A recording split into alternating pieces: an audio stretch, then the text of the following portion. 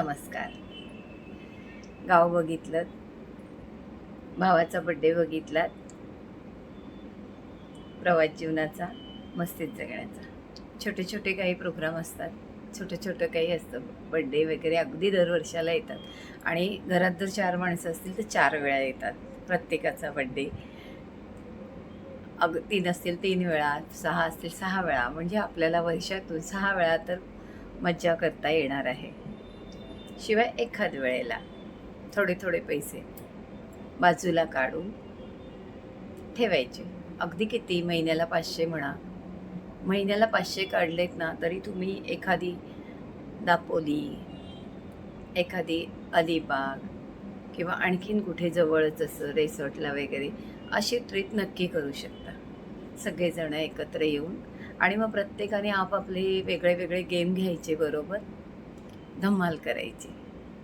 प्रवास जीवनाचा, मस्तीत जगण्याचा. बघा, पैसे मस्तीत जगायचं म्हणजे पैशाची गरज असते. आता तुम्हाला सांगायचं म्हणजे पैसे तर आपल्या बँकेत असतील तरच आपल्याकडे पैसे आहेत. आपल्या मुलाकडे असू द्या, लेकीकडे असू द्या, जावयाकडे असू द्या, सुनेकडे असू द्या, नवऱ्याकडे असू द्या, कोणाकडेही असू द्या, पण त्याचा आपल्याला उपयोग फक्त 1%. जेव्हा आपले पैसे असतील आपल्या बँकेत तेव्हा आपले पैसे. तेव्हा कोणीही पैसेवाला कितीही असेल तरी आपण स्वतः श्रीमंत असल्याशिवाय आपल्याकडे पैसे नाहीत. आपल्याकडे थोडेसे पैसे हवेतच आहेत. कारण 2 वेळेचं खायला आणि नुसते कपडे इतकंच नसतं. जर आपल्याला मस्तीत जगायचं असेल तर थोडेसे आपल्याला हवेत. मग ते आपल्याकडे असलेच पाहिजे किंवा मग कोणी दिले पाहिजेत. तर ते कितीही कोणी दिले तरी आपला त्यापेक्षा एक 10% खर्च वेगळा असतो किंवा जास्त असतो म्हणा. तर त्या 10%साठी आपल्याला आपलं बँक बॅलन्स पाहिजे. तर ते थोडंसं जमवा. म्हणून महिन्याला 500 करा वेगळे, 200 करा वेगळे. चला, आपला खर्च 10,000 आहे. आपल्याला कोणी 5,000 6,000 देत असेल किंवा पूर्ण 10,000 जरी देत असेल तरी वरती 1,000 आपला खर्च असणारच आहे. मग ते वरचे कुठून आणायचे? तर आपल्या बँकेतून. असं सगळं आहे. तर आता आपण इडली बघूया, उद्याच्या उपवासाची तयारी करूया. वाटीभर वरीचे तांदूळ घेतले आणि पाववाटी अगदी साबुदाणे घेतले. थोडासा चिकटपणा यायला हवा म्हणून, जसं आपण उडदाची डाळ घेतो ना तसं.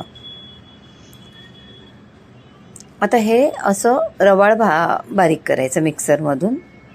अगदी बारीक नाही, थोडं रवाळ. आणि पाव कप दही घेतलं. आता हे साबुदाणे पण रवाळच बारीक करायचे. नंतर एका टोपामध्ये आपले वरीचे तांदूळ बारीक केलेले घेतले.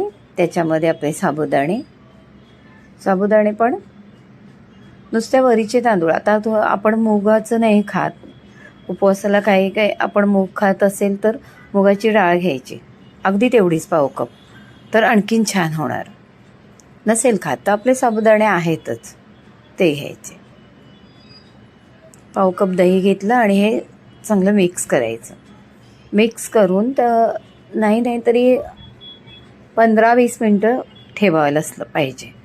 जर तुम्हाला जास्त वेळ ठेवता आलं, अगदी अर्धा तास पाऊण, तर चांगलंच आहे. नाही जमलं तर हरकत नाही, पण एक 15-20 मिनटं ठेवा म्हणजे व्यवस्थित ते मिळून येईल. असं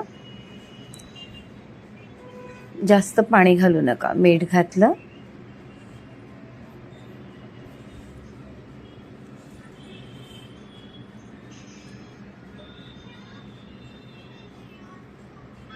आणि जेवढं दही होतं तेवढंच पाणी घेतले. पाणी घालताना थोडं घाला, नाहीतर पटकन जास्त होतं. अगदी ते थोडंसं असं आपलं इडलीचं पीठ कसं असतं तसं करा. काय होतं, उपवासाला आपण उपवास आला की साबुदाणे पडले पाण्यात, खिचडी, दुसरं काय आपण करत नाही.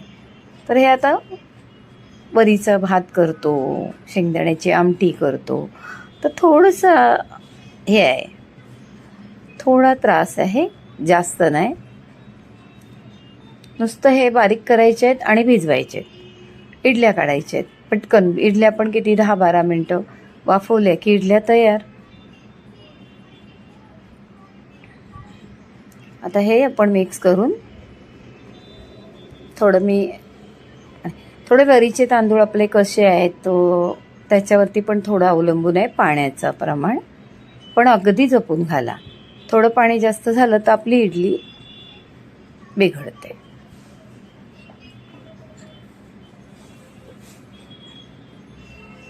अंदाजाने घाला.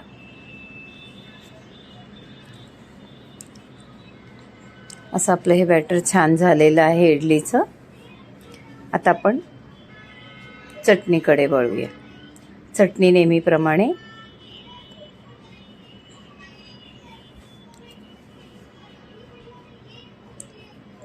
ओलं खोबरं घ्यायचं, त्याच्यामध्ये मिरची,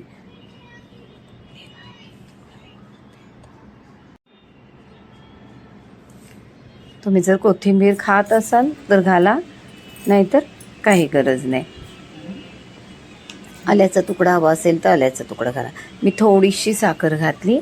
कधी कधी आपलं खोबरं असं गोड असतं नसतं. थोडीशी साखर घातली, थोडं मीठ घातलं आणि ह्याला एकदा फिरवून घेऊया. कारण मी अख्खे शेंगदाणे नाही घालणार आहे भाजून, तर त्याचं कूट आहे माझ्याकडे शेंगदाण्याचं, म्हणून मी एकदा आधी खोबरं फिरवून घेते. ते थोडंसं बारीक झालं की त्याच्यामध्ये आपण 2 चमचे शेंगदाण्याचं कूट घालूया.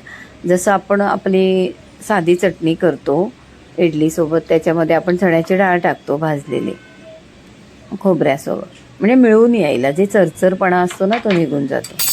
आणि हे शेंगदाणे तर साहजिक आहे, टेस्ट पण येणार. तर 2 चमचे आपण शेंगदाण्याचं कूट घातलं.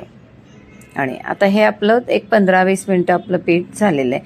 ती चटणी आपण बारीक करायची, मिक्सीला लावायची.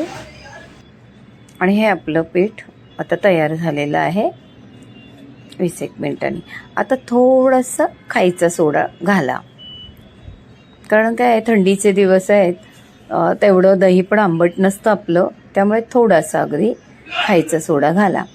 तुम्ही उपवासाला खात नसाल किंवा काही असेल तर नाही घातला तरी चालेल. आपले इडलीप्रमाणे थोडं तेल तूप काय तुम्हाला लावायचं असेल ते लावा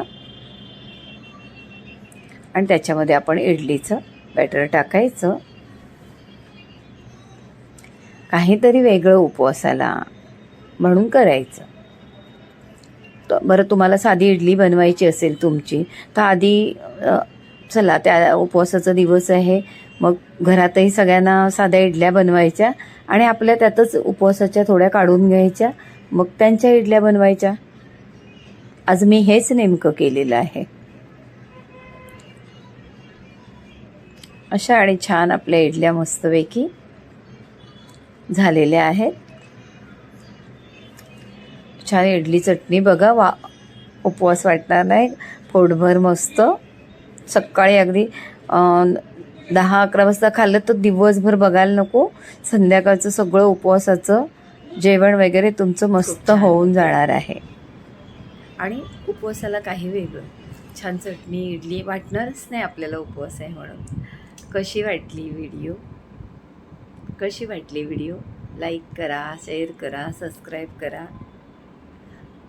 कमेंट करा. नमस्कार.